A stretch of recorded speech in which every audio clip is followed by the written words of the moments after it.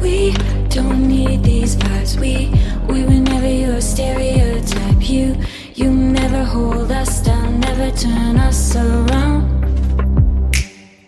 We got diamond eyes. We are fire burning in the night. We're the brave ones. We're gonna rise above. Welcome to Inspired Women, Amazing Lives podcast. Yes, I have changed the name of my podcast. Kimberly Wiggins here, and we are still hosting inspired women who are sharing their lives and stories so that other women may know that the journey to their amazing life is definitely within reach. We are here every week to share resources and information that will help you along the journey to being that inspired woman leading an amazing life. To kick off our first official episode of Inspired Women, Amazing Lives podcast, we have guest Rosie Battista. You will absolutely love her. Remember to like and comment, and most definitely share with another woman that you admire and inspires you, or someone you would like to inspire. Don't you just love that intro song? I know. So ready? Let's go. We're gonna break free. We're fighters and queens. We can finally breathe. Gonna shed these chains, gonna spread our wings. We're gonna break free. We're the stars of the scene. We can finally breathe. Gonna shed these chains, gonna spread our wings. Welcome to another episode of Inspired Women, Amazing Lives. Yes, I changed the name of my podcast, but it's the same content. Instead, the name says exactly what we're doing. We are inspired women with amazing lives. And since my name changed, here is my first guest. Her name is Rosie Battista. Hello, Rosie. Hello there, darling. How are you? Wonderful. And so allow me to introduce Rosie properly.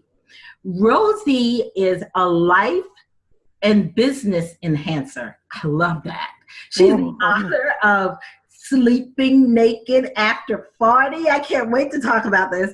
And the creator of She's Got Gifts. She's a business life coach, and she is a super creative. And she was recently dubbed the Queen of Card Decks. I can't wait to hear what that is about. She is the author of 3 published books and 2 card decks. She loves creating content for her clients that make things simple and easy, my kind of girl, for them to actually do it. I love her videos. I've seen some of those. I watched them quickly when I decided to do this interview with her. And she filmed videos, and they're about 2 minutes long, and they help people get what they need and move forward. I love that. She loves keeping it simple. Yeah, my kind of girl. Yeah. So Rosie, let's start by you giving me a little bit of your background. Tell me what has inspired you to do all of this. Well, what really inspired me to build my business was a dark night of the soul. So what I call a dark night of the soul is like just everything hitting you at once. And like a dark cloud following you around. Oh, wow. And I did not know. So it was my second divorce. I'll tell you a little bit of detail about it because it was my second divorce. My kids were all just leaving for college.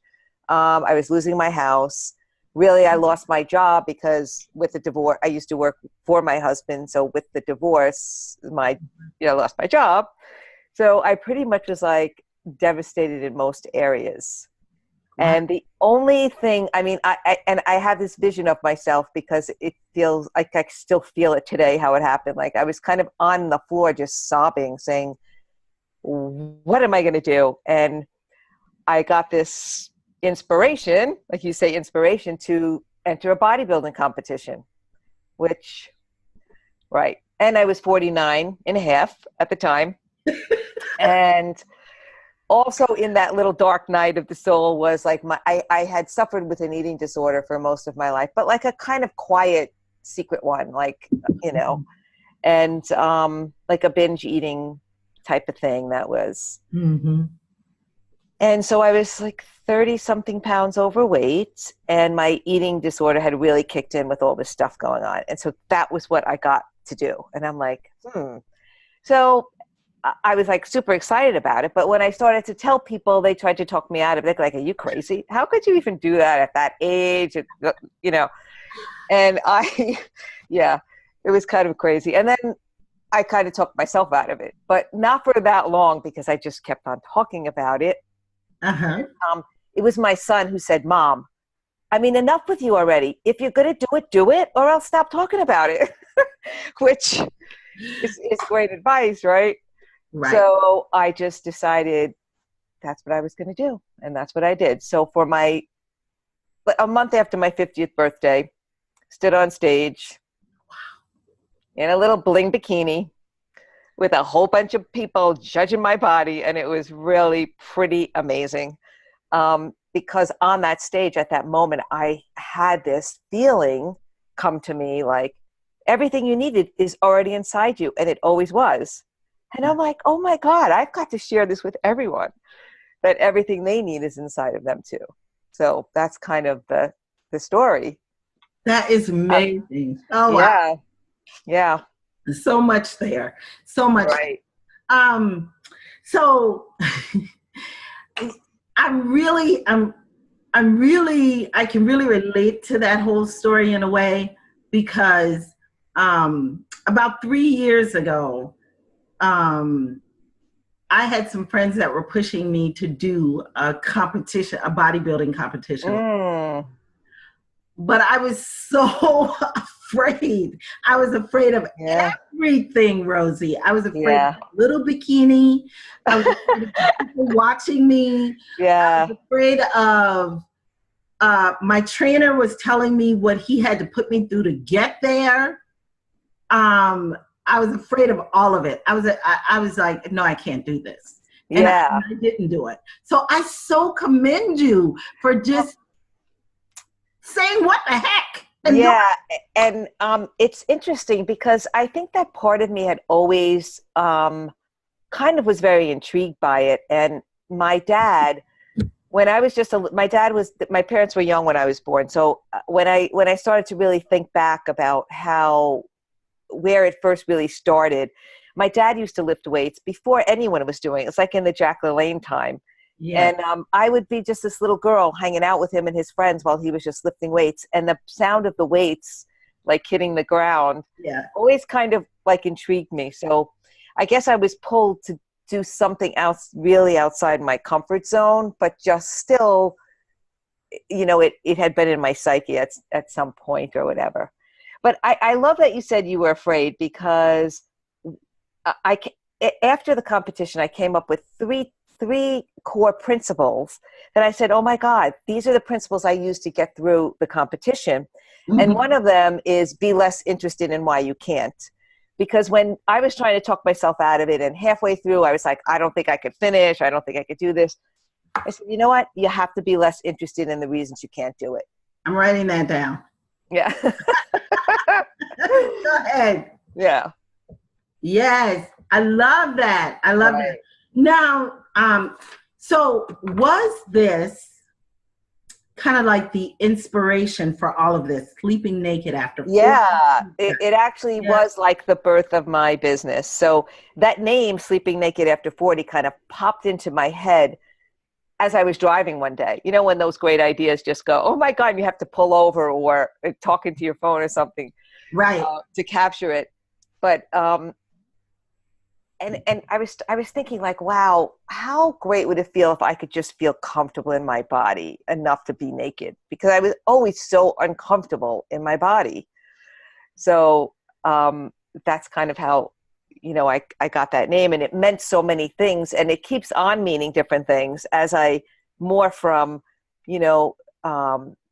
almost 10 years ago, starting that, to now it's taken on a much more like spiritual component to it, where, the nakedness is just like getting real with yourself, being, taking off all the masks that you hide behind and all that stuff.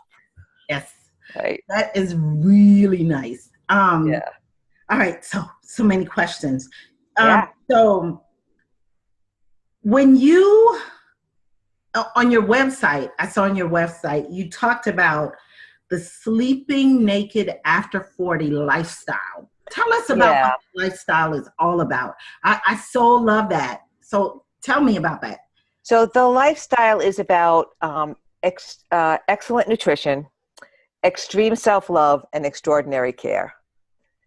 So, yeah. So it's, feeding yourself well, is part of self-love. It's part of like loving yourself, like, because a lot of times as women, we're just rushing around taking care of everybody else, and we're the last ones to just like, we'll just grab anything, or we'll just not eat, or whatever we do that isn't as loving as we would, the way we would treat our children or care for people that we loved. Yeah. So, right? Yes. So you take women through an entire lifestyle change. Yeah, because also it's about like, okay, who really are you? Like, what do you really want for your life? Like, so I have 3 core principles. Can I tell you what they are? Yes. Okay. So the first one is lose the fake stuff and get real. Ooh. So really, my nutrition plan is extremely simple. It's just, if it's food that like God made and has no label or minimal processing done to it, just like eat it, make choices based on that, make choices based on like loving choices around that, right? So losing the fake stuff, losing the processed stuff, and just getting really real with your food. But also lose the fake stuff where you have to be somebody, say yes to people, worry about what people think about you, and just get real. No, that's not working for me, or I'm going to say no to that right now. All that kind of stuff. Yes. Yeah. Love it. So. Yes. Because what I found is that a lot of women, we have so many societal pressures on us to be what society wants us to be. It's almost like as a woman, you have to be what everybody else wants you to be. And it takes you forever to find yourself, for you to be what you really need to be for yourself. Right. Oh my God, that's so true. That is so true. That's why I love what you do, because that has always been a side project for me, the self-love piece of it. Yeah, I mean, I really, and the more I grow myself, the more I understand that self-love piece a little more, because it's definitely taking care. Of course, it's taking care of your body and eating well and, taking time for yourself. But the self-love piece also goes with like knowing who you are so that you can stand for something, and not being affected by what other people are going to say, but making the choices that are powerful to you, and really letting yourself like be seen as, the divine, gorgeous goddess that you are. And not right.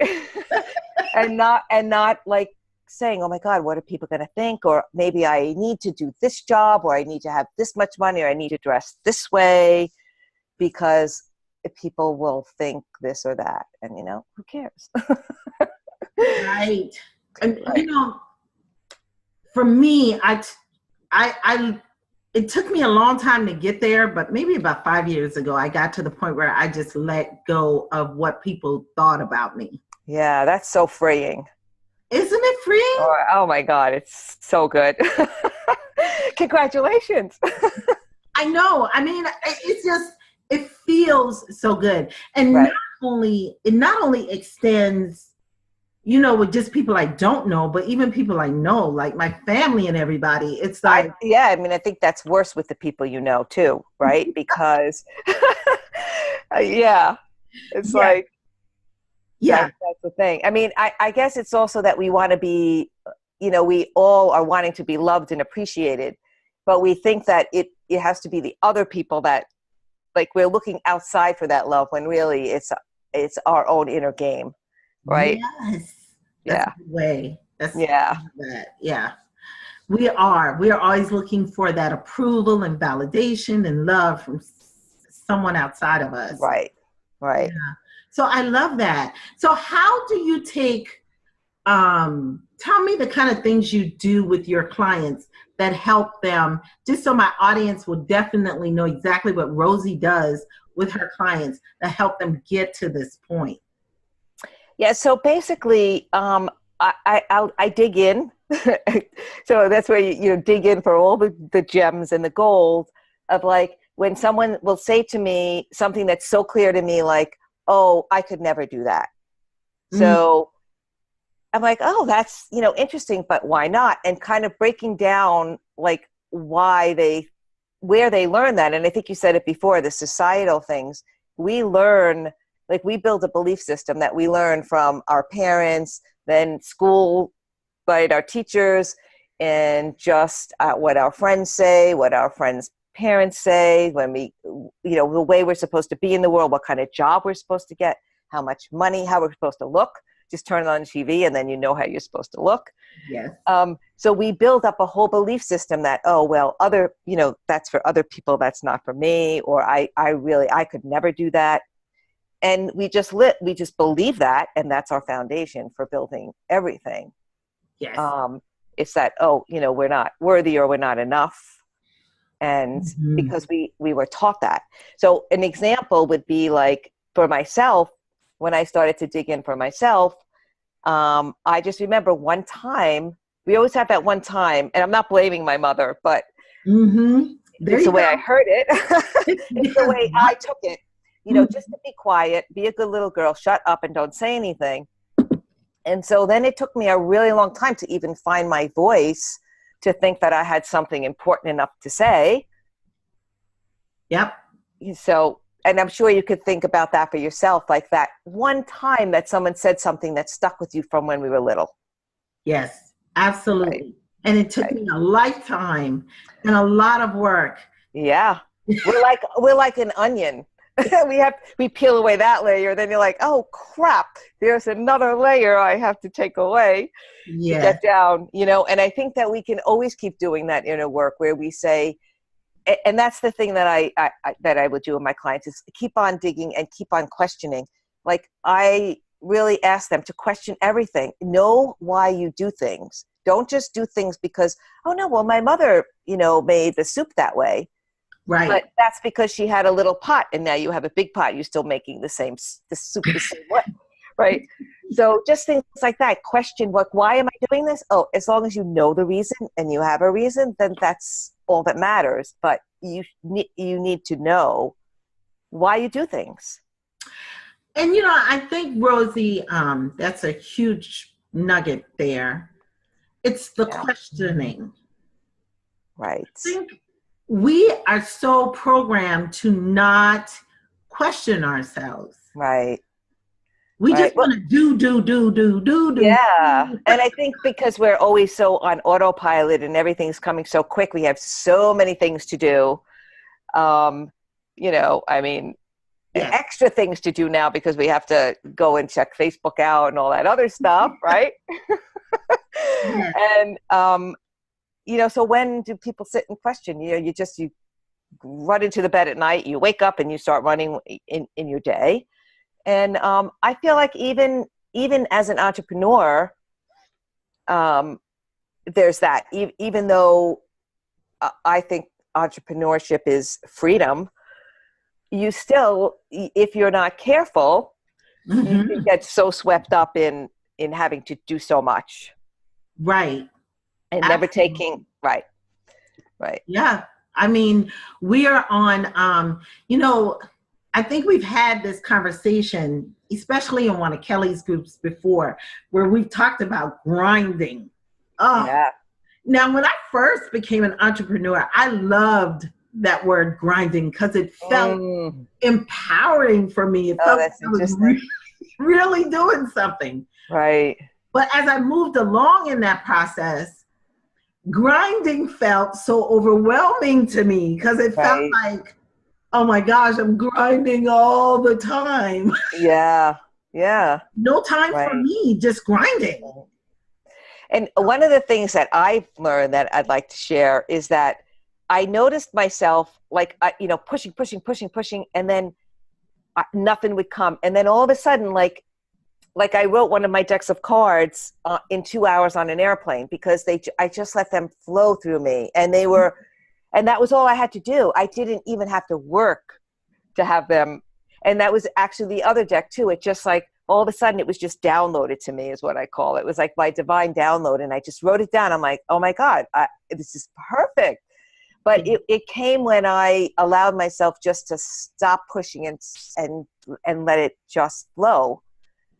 And that's really hard to do though, because we get scared that, oh my God, if I don't do something, right? Great point, Rosie. You know, I was in a class some months back where a lady, she had a class about mindfulness, and she talked about relatively the same thing, about just not pushing or forcing, but allowing it, just allowing it to flow. Yeah. And I loved hearing her talk about that, but that was a concept that I wanted to grasp, but I felt like I couldn't, because I feel like I'm always in this, I feel like I'm always on the rat race, you know, I'm always on the wheel. Yeah. And so I can't imagine me just allowing. Well, I think of it sometimes like this with water. So if you get like thrown in the water and you're like stuck in the middle, I mean, you could be doggy paddling around. Yes. But you're not going to be able to do that for so long. You're going to get tired and then drown.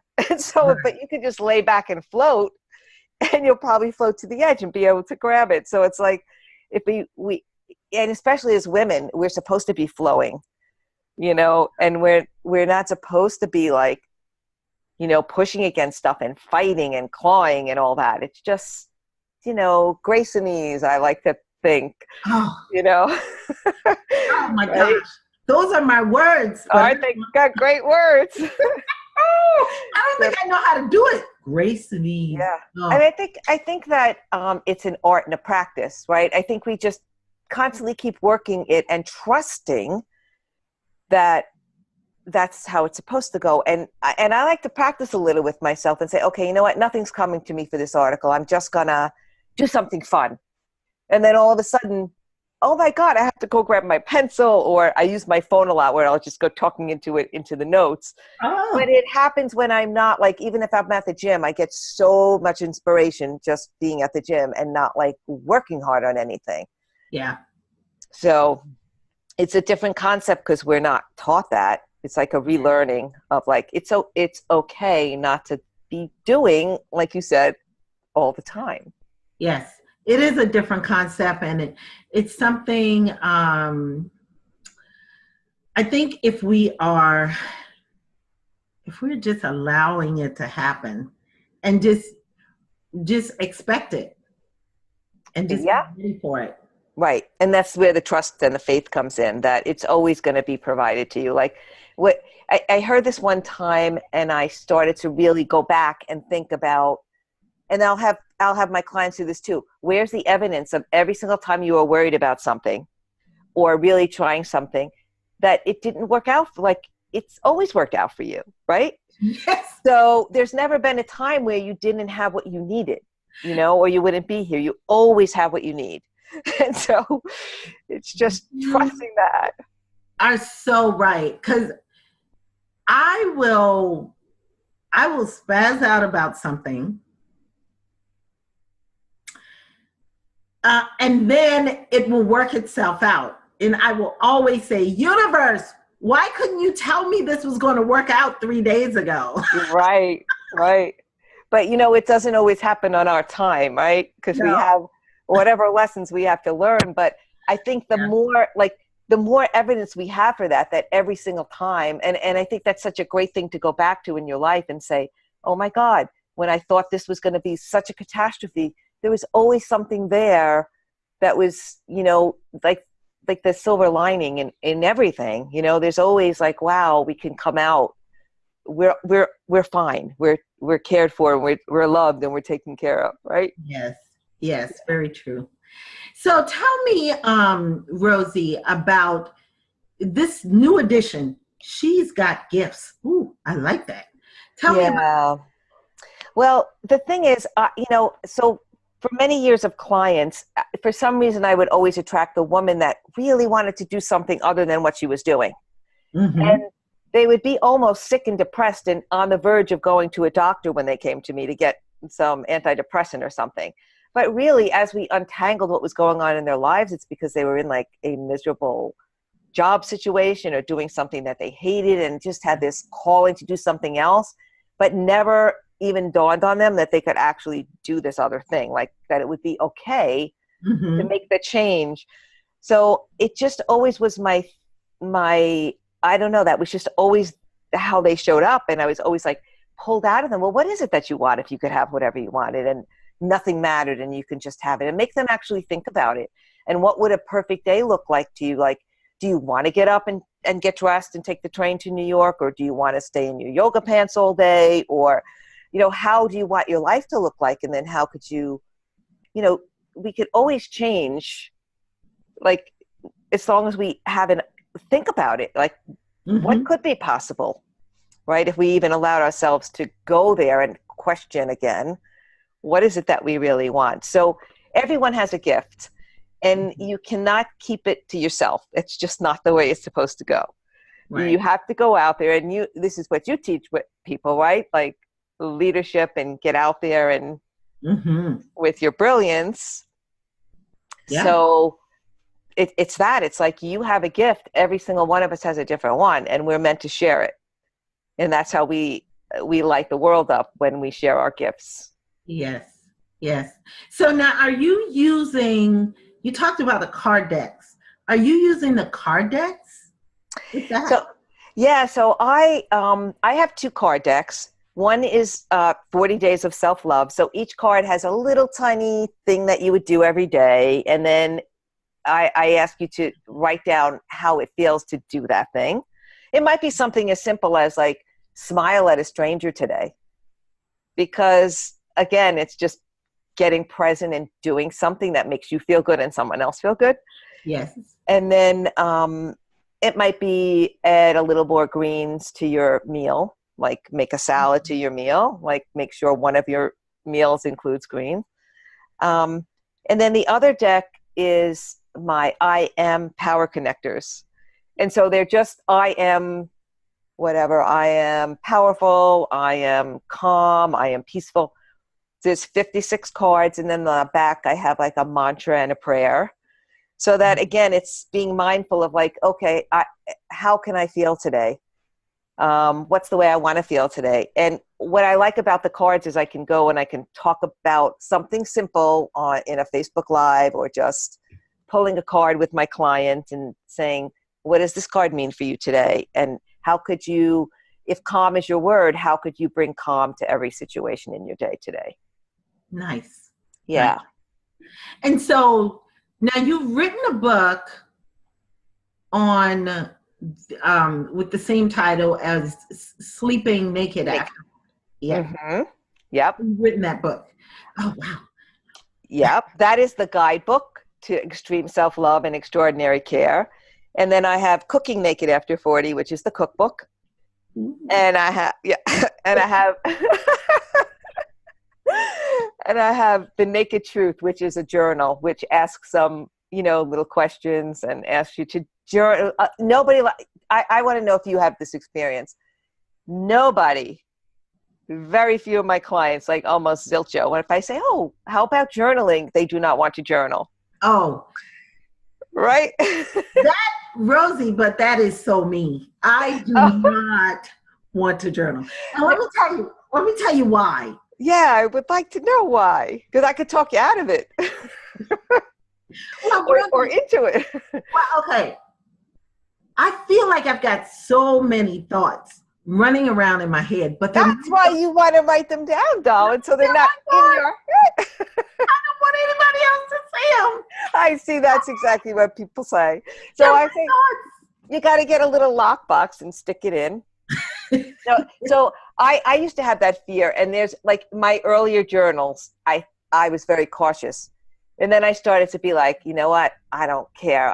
And now I say, if something happens to me, my kids find my journals, they're going to be like, Mommy was crazy. Because they're crazy, but they're all my crazy thoughts. And it feels so good to have them out of my head. And so they're not driving me nuts. And I'm able to like work things out by writing down and say, wow, I've come to so many like great conclusions or solutions, or even just letting it go and then being done with it from writing stuff down. I'll tell you, Rosie, what because I'm trying to get better at that. I'm hearing that from you. I've heard that from the other young lady I attended the class with. And so what I have done is, so I went to the store and I bought this pack of paper, loose leaf paper. And so I've been writing some of my thoughts. I'm not really good at writing them all yet, but I'll write a few thoughts on a sheet of paper, and then I'll ball it up and pitch it. I like that too, because it's like a releasing, like a letting go, right? So that's powerful too. I was waking up at like 3. I did this for like a couple of weeks, like steady. I would wake up about 4 a.m, light some candles, come down on the couch by myself, and just write whatever came to me. And doing that like as a process, as like a challenge to myself for like a consistent period of time. Oh my God, it was crazy. I would kind of then go back to sleep after that and then wake up and read it. And I said, I can't even believe I wrote some of those things. So it's like when your mind is still a little sleepy and you're not judging the thoughts, or even waking up in the middle of the night, keeping a journal by your bed and then just jotting down whatever before you start to judge them and then you don't want to write them. That's a nice, fun way to start too. I may try that. Thank you, Rosie, because what I found myself doing is I'm not fully, I'll wake up in the middle of the night and I'm not fully going back to sleep. I'm thinking. That's perfect timing. I'm thinking, yes. And so it would be, and I'm telling myself, stop thinking and go back to sleep. But this is not really working. So that would be a good way for me to get those thoughts out of my head.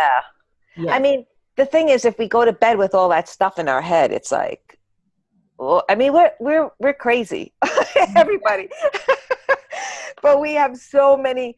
The thing is not to pay attention to them, Right. And then, and so, again, that's like another, like, there's a lot of tools like that we can use. Like journaling's one, meditation's another, because it just like makes us not pay attention, makes the thoughts mean less. And it's just like, oh, great, I'm having that thought. Okay, bye. Not interested in talking to you today or listening to you today, and then letting it go. Getting out of your own head. Yeah, and out of your own way, right? Yes. I love the thought of that. Right. Now, the one thing that I liked about your website when I checked it out, Rosie, is that you've got everything there.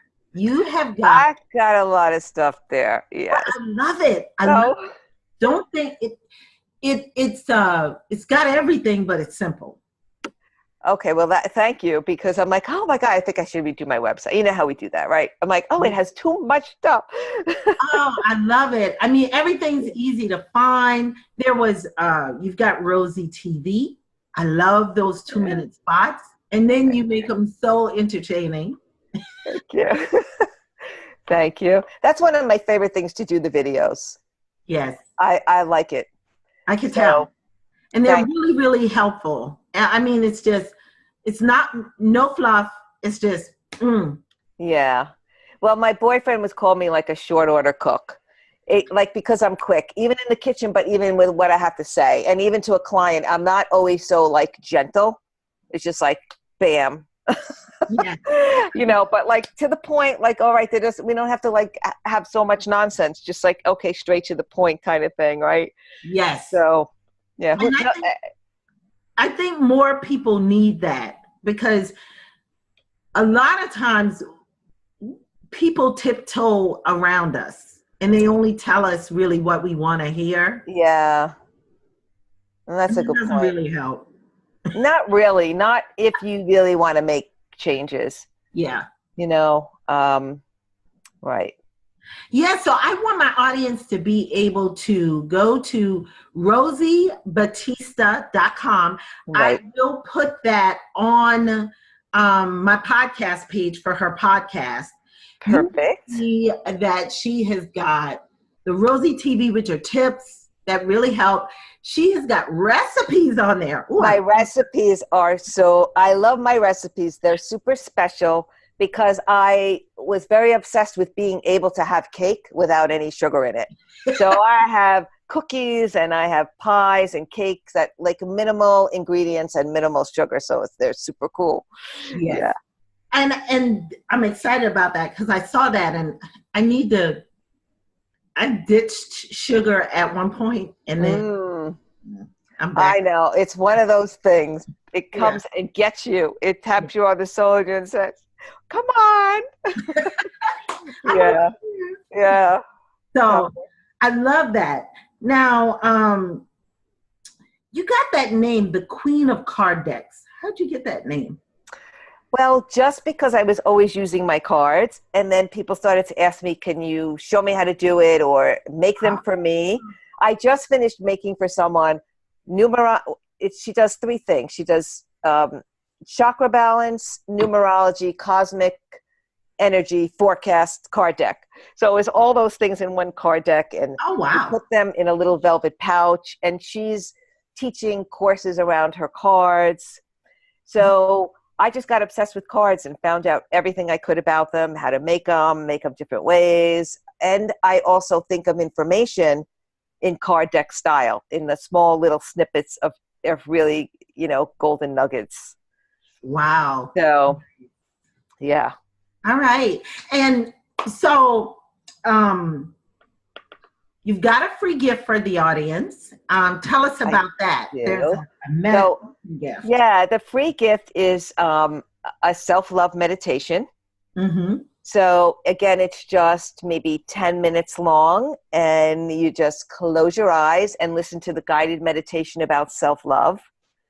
And maybe when you're finished listening, you take out a pen and you journal. No, I'm just but you could. But yeah, so want to make me journal. Yes, I'm gonna check in with you. Yeah. So so that's the self-love meditation.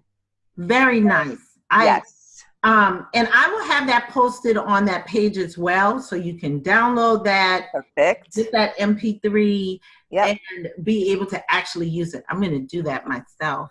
Yeah, and I guess you could just hook it right into your phone, right? And then listen to it whenever you need to listen to it. Yeah. Now, I asked you to tell me something unusual or funny about yourself, and you said that you have a passion for all things 1950 fashion. Yes. Tell me about that. I just love like vintage clothing from the 1950s and the advertisements, because I just get such a kick out of like the craziness of it all, and like the way women were. Even though they weren't treated very well as far as, what they could do. I mean, I find it so fascinating and interesting. Very nice. And you said the unusual thing. I really like that. You said you're a lifetime entrepreneur because you don't like to work for anyone else. Have you? Well, yeah. Well, it's not even that. It's definitely that I don't like to work for anyone else. But every time I tried, it never really. It didn't end well. Let's say that, because I just don't follow. I don't follow rules well, meaning that I say, wait, I question, and I'm like, but that doesn't make sense. I don't get why I'd have to do that, or I don't get why I'd have to sit at my desk when I'm done with my work at 3:00. Why can't I leave? No, you can't. So things like that. I'm like, no, this makes no sense. I need to just do my own thing.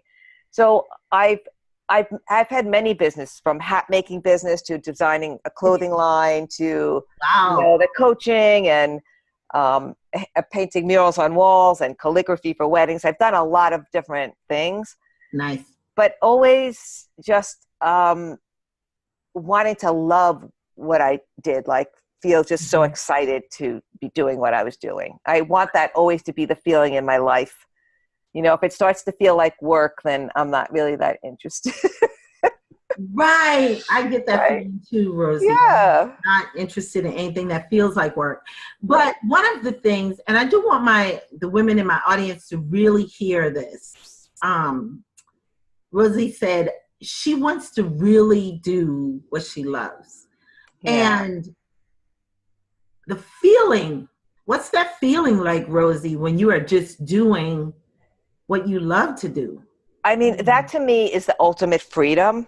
And also, I kind of say, this is how I explain the feeling. Like, I don't feel like I have to eat or get up to pee or anything when I'm like creating a deck of cards. I just sit there all day. I'm like, oh my God, what happened to the day? I'm just so in it and so having so much fun. Is that not nice? Oh my God. And I want everyone, I want everyone to have that. I don't want women going in because they're, think that's all that they can do. Absolutely. That's why you do what you do. That's why I do what I do. Right. We want women to really feel like you're the master of your destiny. You have choices. Yes. Yeah. So, very nice. I love it. Now, you said your favorite motivational quote was, and I so love this, I am. Yeah. I am. So for a long time, I had plans to put that on my body, but I'm still afraid of getting a real tattoo. But because it's so super powerful, it's just, that's your connection to the divine right there. And anything you attach to it is like what you create. So always being careful not to say things about yourself that, oh, I am so stupid, or I am so something negative. But always, because that just changes your whole physical self, right? When you go and you say, I am calm, I am peaceful, I am forgiving, I am loving, I am kind, you create that for yourself. So it's just super powerful. And I think it's so important that everyone really watches what they say about themselves, to themselves, about everyone. Yes. Right? Yes. Yeah. I was in a funk for a long time. And one of the things that helped me, I'm starting to come out of that, and this has just been recent. I'm starting to come out of that, and one of the things that really helped me was being able to say I am, I'm healthy, I'm strong, I'm alive, I'm creative. Yeah. I'm saying all these things every day, and then I began to feel it. So it's very, very powerful. Yeah. I mean, whatever we say, we're that powerful that what we say actually, we actually create that. I mean, we're creative in every single way, right? So it's so important to watch your words and be mindful of them, and anything you attach to I am. I mean, I always thought this was fascinating, that nobody can say those words for you. You're the only one that could say I am. You're right. So, I mean, make a good use of it then. Put something at the end of that you want. Yes. Right. And so thank you so much, Rosie. We are nearing the end of this interview. And I so appreciate it. Was so great having you here. You have shared so much great information. Thank you. It's been fun. It's been really fun. I know. Now, before you go, I'd like you to share one action tip with my audience that they can put in place today. They can hear this. They can leave here knowing that you gave them something really juicy they can put. Okay. So because we talked about questioning self and knowing thyself and your gift, you might have maybe some of you ladies are saying, well, I'm not really that talented in anything and I don't really know what I would do. So here's a great way to find out. You get a piece of paper and a pen and your cup of tea or your cup of coffee and sit down and ask yourself these few powerful questions. What did I love doing as a kid that I just always did and I loved? What do people tell me I'm really good at? What is the thing that I do that makes me feel so excited that I forget to eat or I forget to pee or I don't have to move from it because I just love it so much? And what is the thing that comes so easily to me that I don't even consider it a thing? Because that's sometimes what happens. It's like, well, can't everybody do that? Because we're so good at something. So if you answer those 4 questions for yourself, you'll start to see that there's some synergy around something. And you can start to examine that even further of something that you're really good at and that you could share with other people. And that's your inner gifts. Yes. I love it. Yes. Yes, yes, yes. And trust me, if you do exactly what Rosie said, because as she was saying this, I was answering some of the questions in my mind. And it ties back to everything that I'm doing right now. It does. Really? Did you do something? And what did you do, love to do as a kid? Oh my gosh. I love to read and play act. That's perfect. Yes. I mean, I did. So, I was always talking and reading and play acting. And perfect. Yeah. Yeah, it's amazing. Right? Because we don't worry about it when we're kids. We don't judge ourselves so harshly at all. We just do. And then, Yep. Yeah. Super cool. Rosie, it was wonderful. So wonderful having you here. Thank you so much for stopping by. Oh, I had such a good time. Thank you so much, Kimberly. I appreciate it. Yes. And we look forward to hopefully seeing you again when you write your next book. Oh, that would be great. Love that. All right. Thank you so much. Thank you. And audience, definitely like this episode and share it with your friends.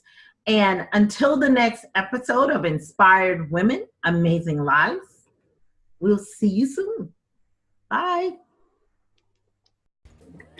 Thank you so much for joining me for this episode of Inspired Women, Amazing Lives podcast, where we help women to be truly inspired to live their most amazing lives. Please subscribe to the podcast to be notified of new content every week. Feel free to like, comment, and share with the woman who inspires you most. I hope to see you on the next episode.